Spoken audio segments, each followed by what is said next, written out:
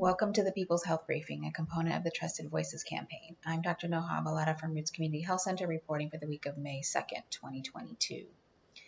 After providing a pandemic status update, I will go over updates to the CDC's vaccine schedule, as well as some considerations for events.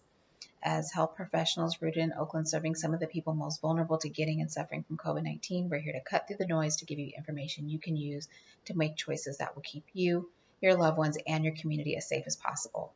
The goal of the People's Health Briefing is to empower you with our best knowledge and thinking every Tuesday morning. Please submit your questions in the comments by direct message or by email to admin@rootsclinic.org. Here we can see that in Alameda County, the total cases over the previous 14 days continues to increase. Not sure how long it will continue to increase, when we're going to peak, but nonetheless, we see that we are still headed in the wrong direction. We have 43 people in the hospital with COVID-19, 3 of those in the ICU. Those numbers are kind of fluctuating slightly, but just sort of hovering in that 40 to 50 area in the hospital. So obviously we would love to see that getting down to 0, but that has not started to uptick yet. The dashboard is reporting 1,889 people in Alameda County who've lost their lives to COVID-19. That's an increase from when I reported last week of 14 people. And in terms of vaccination, really sort of at a pretty good rate with 83.8% fully vaccinated, but it really hasn't budged, so to really from last week at all. It's sort of staying the same, and 63.1% of those who are fully vaxxed are also boosted. So still some work to do there. And when we look at the rolling 7-day positivity rate for our tests, we can see that that's also continuing to climb. Last week when I reported, it was at 3.9% positivity. Now we're at 4.5% positivity. And it's hard to know, how great of an indicator this is, just simply because the total number of tests that we're doing per day has gone down, and we know that people are testing at home. So as you know, if you've been watching these last several weeks, I've been trying to look at other ways that we will be able to understand what is going on in terms of cases and whether we're in a surge or not. So one thing that I have been looking towards is who is doing routine testing, who's doing asymptomatic testing. So basically testing people whether or not they think they have COVID or whether or not they have symptoms of COVID, because that can give us a little finger on the pulse of where are we in this pandemic.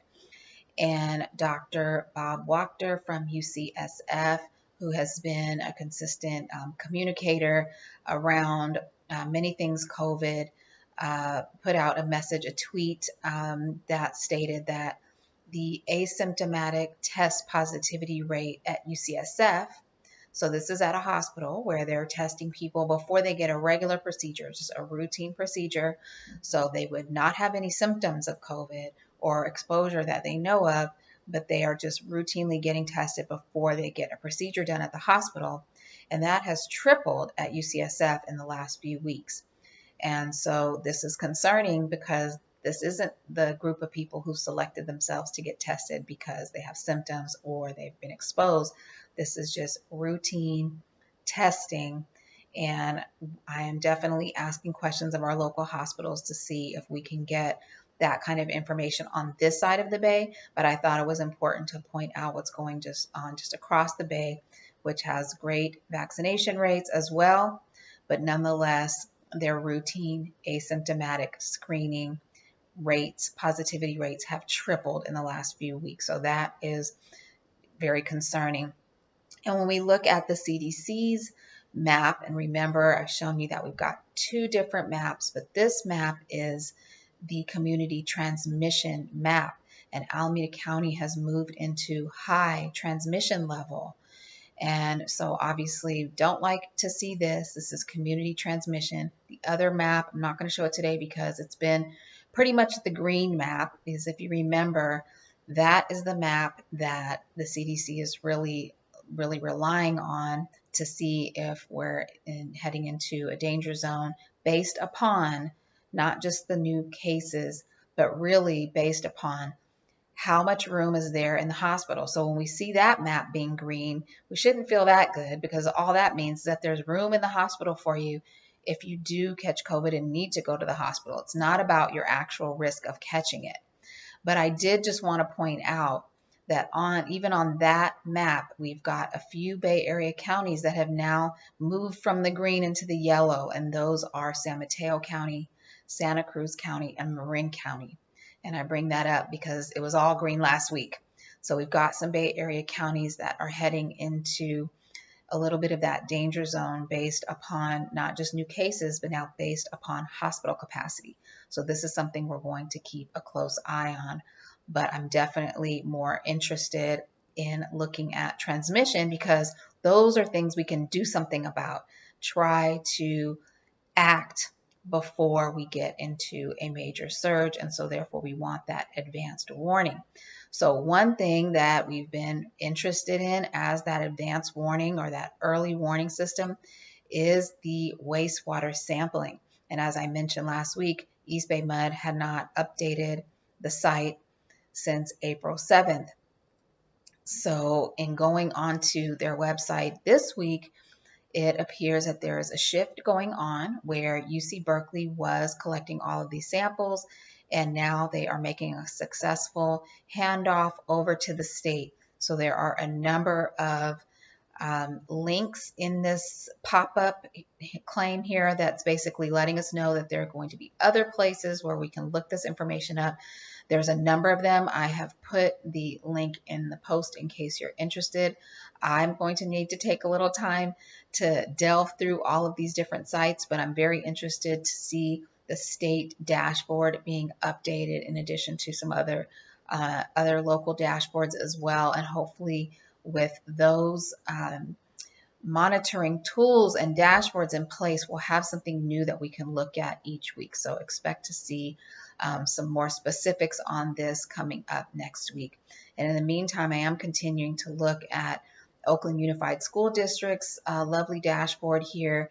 And I have reported this now for the last couple of weeks. It went from 0.8% positivity to 1.1%, and now 1.7%. So also taking a little bit of a climb, which is not welcome news. Remember, this is mostly on-site rapid antigen tests that are being done. So this could be a mix of just routine testing as well as people who have symptoms or exposure. Still low, but increasing. So this is something we'll continue to look at, because remember, as some of our indicators become less reliable, what we're going to have to really look at is which direction are we heading to kind of let us know where we are. And right now, as I think is clear, we're kind of heading in the wrong direction in all the different areas. We just don't know when it's going to peak, so we're going to have to keep a close eye on it. The other thing that we are wanting to keep an eye on is our variants. And as you can see, this new variant, which is a subvariant of Omicron, and it is really taking over pretty quickly. So it is, last week when I reported, it was 19% of our cases. Now it is 29%. So it jumped up quite considerably. It's that kind of salmon color. And it is taking over. And the important part about that is it's taking over because it's more contagious. We don't have any information yet to tell us that it is more or less dangerous. We just know that it's more contagious. So that's always going to be a concern, because more contagious means more cases, and more cases means more hospitalizations, and more hospitalizations means more death. So we are certainly hopeful that it won't look like this last surge that we have, but nonetheless, we're definitely preparing for a surge in the summertime and again next winter. And as you can see, the variant proportions across the country, we see that just like every wave I think that we've had, it sort of starts in the Northeast and makes its way on west. And you can see that we have a larger proportion of that BA2 12.1 in the Northeast, and that it's working its way across. So these are some of the other indicators that we'll be keeping an eye on. We have a more contagious variant. It is here, it's in the Bay Area, and we're going to want to be keeping an eye on that so we can hopefully have a way to predict how high this particular surge will get. And of course, we are still hopeful around some better tracking, better surveillance. But right now we're in this period where some of our systems like wastewater are just catching up, and others like states reporting their case numbers is being taken apart. So we're just going to have to stay vigilant and stay on top of it if we want to know what's going on. So we'll continue to do that. And so one of the topics I wanted to discuss today was that the CDC kind of quietly changed the vaccine schedule for the primary series for COVID-19 mRNA vaccines. And I wanted to bring this up because we still have large percentages of our population that remain unvaccinated. So for example, we have 32% of African Americans in Alameda County that remain unvaccinated. And so that's a significant proportion of people that haven't yet gotten their vaccine. But if and when they do decide to get it, and people are changing their minds every day, I've heard a lot of naysayers and skeptics saying, if you haven't gotten vaccinated by now, you're never going to get it. That is simply not true. And I don't get to give up on folks. I hope you don't give up on folks, your family, your friends. It doesn't mean necessarily that we want to hound people about it, but we want to continue giving good, updated information, because the more information people have, the more educated decisions that they can make for themselves. And an important new development that has come out of the CDC is that they've actually changed the initial vaccination schedule. So if you or someone you care about has not been vaccinated yet, this is really important information to give them, because it may give them some reassurance that they have kind of a new and improved vaccine schedule that they would be able to partake in. And let me tell you what I mean by that. So essentially, the CDC's advisory committee got together and took a look at all kinds of different data. They looked at data from here in the United States. They looked at Canadian data. They looked at UK data. And this is important because, as you probably recall, all the countries kind of did their initial vaccine rollouts differently. And here in the United States, we really prioritize getting vulnerable people vaccinated more quickly. So we had that short interval between the first and second dose, 3 weeks for Pfizer, 4 weeks for Moderna. And we wanted, remember, all of our elders, all of our immunocompromised, all of our people with underlying conditions to go ahead and get that initial series as quickly as possible, because the virus was spreading so quickly and we wanted them to be protected as much as possible. And in other countries, they took a different approach where they said, well, we would rather have more people partly protected. So they did a wider interval so that more people could get first doses more quickly. And that was the case in both Canada and the UK. And then, as you'll probably also recall, we had this concern of this safety signal that came up. It was still fairly uncommon, but we did see a little bit of an increased risk of myocarditis in this country after the vaccine. And it was really after the second vaccine where we saw it.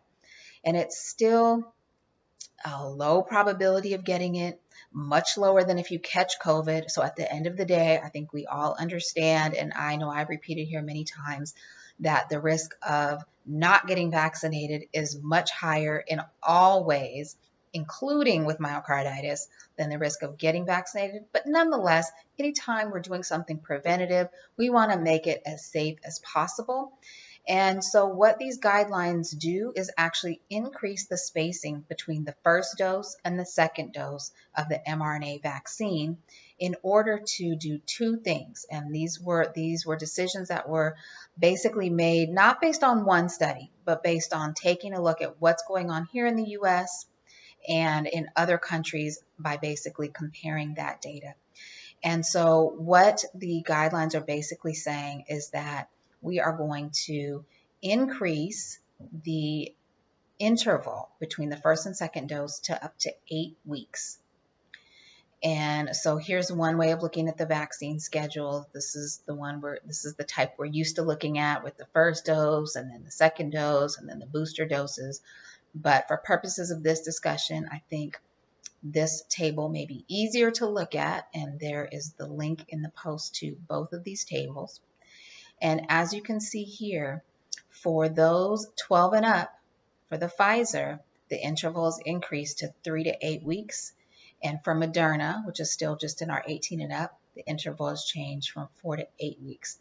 So what do we do? Do we do 3 weeks? Do we do 8 weeks? What do we do? And so here is essentially how we want to be approaching this. If you are over 65 years old or immunocompromised, or you need rapid protection for any reason, so let's say hospitals do start to get full. Now we're worried that you're 65 and up or you're immunocompromised. Then if you decide that you're going to go ahead and get vaccinated now, we may choose to go ahead and go with that 3-week interval for Pfizer, 4-week interval for Moderna, just like we did before. So unchanged really in the case of 65 and up, immunocompromised, or those who may need rapid protection. And maybe needing rapid protection also means someone has to travel maybe to an area where there's higher rates of COVID, let's say, for example, and they need to get vaccinated before they go, then yes, we may go ahead and do that shorter interval because we have a time concern as well. But for everyone else, and so we're talking 12 and up without immunocompromise, this is a large group of people, that we are now recommending that the interval between dose 1 and dose 2 be 8 weeks. And so this is a big change that I'm finding that it was not very well publicized. A lot of people don't know about this, but it is significant. And what this does is 2 things. One, it is lowering what again was a small risk, but it still was a risk of myocarditis after that second dose. So really the majority of cases were happening after that second dose, when the second dose was 3 or 4 weeks after the first dose. But by spreading it out to 8 weeks, we found that the risk is reduced considerably. The second thing it does is it's actually improving the effectiveness of that primary series. So it really looks as though we have refined what we originally did. What we originally did was for speed, essentially, get more people fully covered as soon as possible. But now the committee has reviewed a lot of data, and it has determined that it will both improve the safety and it will also improve the immunogenicity, or how good of an immune response you get, or effectiveness of the vaccines as well. So 12 to 64-year-olds getting their primary series now, and we've done about 500 primary series vaccines just at Roots Oakland this year so far. So for those who think people aren't changing their mind, they are changing their mind. That's why we never give up on folks, and we always want to make sure that we're continuing to educate. And I believe that this should be a piece of information that will be reassuring, so that those who felt, ooh, I want to wait and see how this goes, I want to get more information, I want to learn more about this, we're learning more, and this recommendation is for first and second doses for many people, so people 12 to 64, especially young men or boys in those age groups. We really do want to make that spacing 8 weeks. It's going to improve the safety, it's going to improve the effectiveness, and it is a new recommendation by the CDC, and the link to all of the information is in the post. And so wanting to make sure that part of our understanding that we should not give up on folks, that people who are still not vaccinated are changing their mind every day, and that it still is a concern. So I wanted to point out that Dr. Fauci, there is an article, link is in the post, to the New York Times, that says that Fauci clarifies that the pandemic isn't over. The last thing I want to touch on today is that there are more events going on. We've got proms, we've got graduations. I reported on a super spreader event last week. There has been another one here in the Bay Area, another prom that became a super spreader event. We really need to get serious about preventing this. So when we talk about trying to do things that feel normal, or trying to feel like we're moving on, that means using our intelligence and the knowledge that we have gained over the past 2 years to do it better. And we really owe it to ourselves and to one another, to our children, to our babies, to our elders, to get it right, especially before we go into this graduation season. And so what is happening is that now that the government is walking back or taking away universal protections, and sort of moving to a everyone for themselves kind of a stance, I think it now becomes incumbent upon business owners, building owners, venue owners, people who are throwing events, event organizers, and everyone who's attending to be mindful. What can we do to make it safer? I think we owe that to ourselves and to each other. And so some things to consider would be that, is the event indoors or outdoors? And if it's indoors, what is the attention to air quality? Do we have good ventilation? How much crowding are we causing inside? And what is the setup for eating and drinking? If you can have eating and drinking set up outside, that is ideal. Eating and drinking inside in an indoor crowded environment with poor ventilation is really a setup for a super spreader event, which is something that none of us wants to be associated with organizing. So I think we need to take our role and our responsibility seriously here. What are the mask policies? Do you have to wear a mask when you're in common areas, when you're going into the restroom? These things are important, and whether or not it's the policy is something that each individual may want to consider as well. But for event owners, just a sign up saying indoors masks are required or in the common areas masks are required can be the difference between people getting exposed and not getting exposed. What is the policy regarding pre-event testing? Now, pre-event testing can eliminate quite a bit of transmission because you can catch those positives and have them be excluded from the event. And so this would be the most vigilant way to go, and it is absolutely something that we've done for trainings and I think it makes everyone feel safer and more comfortable to know that we put in that extra layer of protection. So that may be appropriate in some settings. Do we know the vaccine status of attendees? For some of your workplaces, you know who's vaccinated or who's not. And so perhaps if you know that your entire staff is vaccinated or 95% vaccinated, that's one calculation. But once you start inviting folks that you don't know, graduation settings and so on, are you going to verify vaccines or not? Now, we know people can still spread SARS-CoV-2 when they're vaccinated, but they're much less likely to have SARS-CoV-2 and less likely to be contagious, and the contagious period is much shorter. So adding the vaccine verification is definitely not foolproof, but it is yet another layer. This part, I think we have good control over, and we should absolutely be asking, what are the protocols and instructions after the event? So are we telling people, if you've attended this indoor crowded event that had masks off and you're eating and drinking, then maybe for the next 7 to 10 days, you don't want to go around anyone who is vulnerable or unvaccinated, or you'll want to test a couple times before you go around anyone who might be vulnerable, or you'll want to wear an N95 when you're around someone vulnerable. So having people to be mindful after they attend these gatherings, realize, I did kind of a high risk activity here. Maybe I need to be real conscious about going around someone that I could inadvertently harm. And I think it's important for event organizers to be the ones to make these suggestions to keep everyone mindful we're still in a pandemic. And what are the post-event protocols? Did you get a list of everybody and how to reach them if someone did test positive? Because we know that there's not as much contact tracing or outbreak investigations going on right now. And so we're going to have to do a little DIY contact tracing and outbreak investigation if that were to happen. And I put it on the event organizers to get a guest list with phone numbers and be able to call people in the event that someone does turn out to be positive.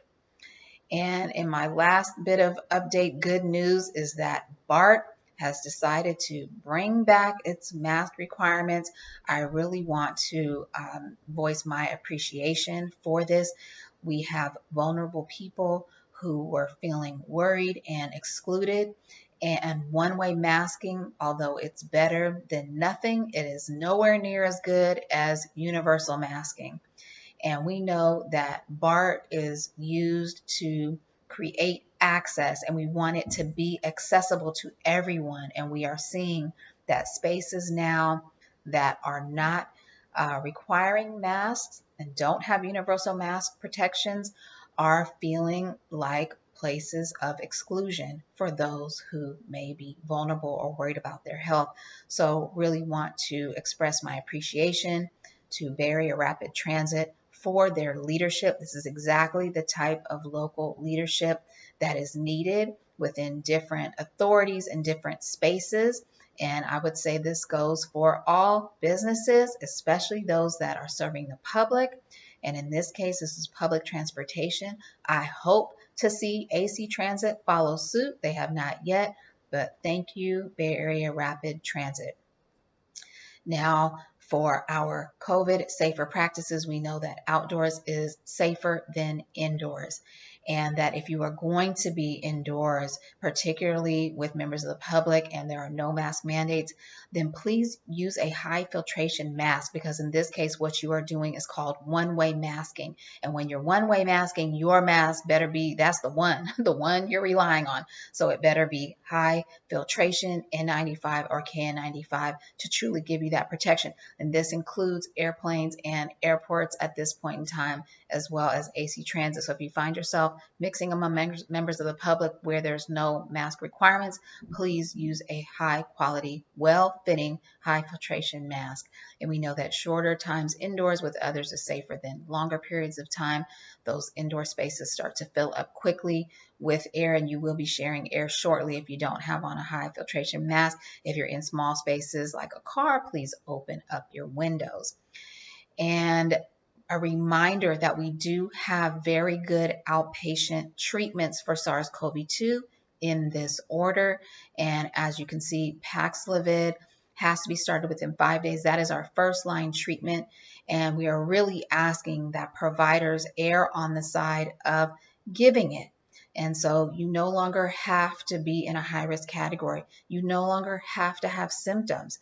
So please ask about Paxlovid. Insist that you understand if you should be getting it. If not, why. Make sure that you advocate for yourself or your loved ones.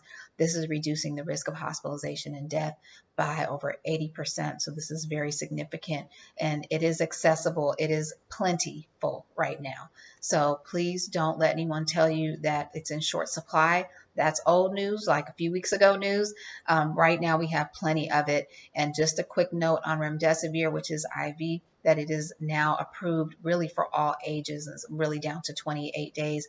And so this is something that now our high-risk babies and children finally now have a treatment against SARS-CoV-2. So this is good news. And of course, to prevent the most severe and tragic outcomes of SARS-CoV-2, vaccination and boosters are still remarkably effective at allowing you to survive even if you do catch SARS-CoV-2. And so if you don't have a primary care doctor, please get one. And let's remember to eat a good balanced diet, get outside, get some fresh air, some exercise, and keep your stress levels down. Get a good night's sleep. Consider a multivitamin supplement and vitamin D supplementation. And please, everyone, stay safe out there. We will see you next Tuesday at 10 a.m. Thanks for joining us. Bye-bye.